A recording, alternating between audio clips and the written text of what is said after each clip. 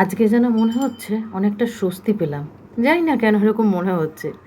যদিও স্বস্তি পাওয়া আমার শেষ নেই। কারণ যতদিন না বাবার চরণে নিজেকে মানে নিজের সত্তাকে, নিজের অস্তিত্বকে, নিজের আত্মাকে বাবার চরণে সমর্পণ করতে পারছি পুরোপুরিভাবে ততক্ষণ পুরোপুরি স্বস্তি নেই। স্বস্তি কেন বললাম সেটা ভাবছো? আজকে ১৬ সোমবার পূর্ণ হলো, বুঝলে? স্বস্তি মানে মনের থেকে একটা অন্যরকম আনন্দ হচ্ছে। আজকের দিনে আমার মনের মধ্যে সত্যি অন্যরকম একটা আনন্দ হচ্ছে। মানে আজকে আনন্দটা অন্যান্য সোমবারের থেকে একটু ব্যতিক্রম। যেটা কী বলবো, সেই একই কথা, ভাষায় তো আসছে না। আসলে কিছু কিছু আনন্দ এমন হয় না জীবনে, যেগুলো শেয়ার করতে গিয়ে চোখের জল চলে আসে। আবার কিছু কিছু আনন্দ এমন আছে যে অনেকে ভাষা খুঁজে পায় না, আর আমি ঠিক তাদের মধ্যেই একজন। তোমাদেরকে কত কিছু বলবো মনে করে ভিডিওটা নিয়ে বসে পড়ি, কিন্তু দেখো আলটিমেটলি আমি কিছুই সেরকম বলে উঠতে পারি না তোমাদের কাছে। শুধু সামান্যতমটুকুই বলি যে অনেক আনন্দ পেয়েছি, অনেক শান্তি পেয়েছি। আজকে আমার ছোট্ট কেদারনাথে যাওয়ার ১৬ দিন পূর্ণ হলো, কিন্তু যাওয়া আমি থামাবো না। আমি এখন বুঝতে পারি আমার আমার মানে আমি আমার ঘরে মোটামুটি অনেক ঠাকুরই আমার সিংহাসনে আছে, কিন্তু মন চেয়েও বাবাকে প্রতিষ্ঠা করতে পারছি না। কেন সেটা বুঝতে পারছি আমি ভালো করে, কারণ বাবা চায় বাবা চান আমি ওনার কাছে যাই। তাই জন্যই আমি হাজার চেষ্টা করেও আমি যেন সফল হতেই পারছি না কিছুতেই, যে ঘরে আমি বাবাকে প্রতিষ্ঠা করব।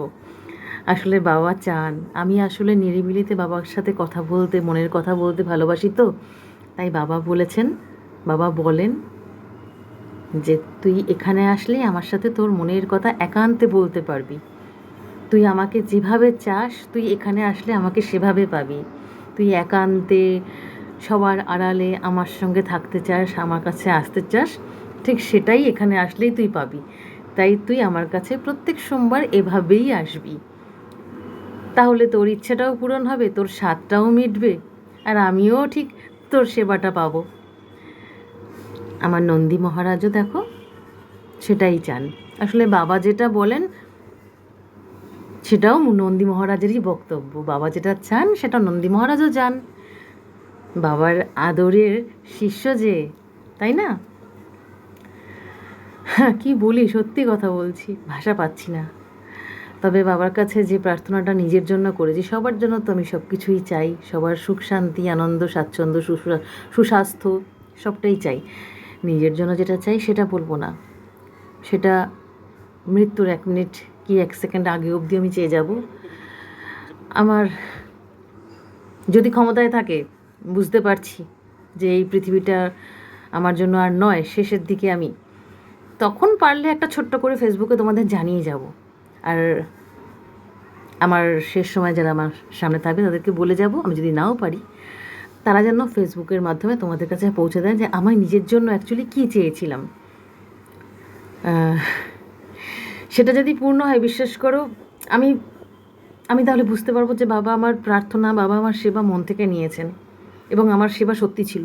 শেষে একটু জপ করে নিই বাবার নাম ওখানে, ভালো লাগে 108 বার। তারপরে বাবার সাথে একটা ছোট্ট করে ছবি। মিনি ব্লগটা যদি তোমাদের ভালো লাগে অবশ্যই কিন্তু শেয়ার করো, কমেন্ট করো, লাইক করো, ভালো ভালো ভিডিও পেতে সাবস্ক্রাইব করো। টাটা।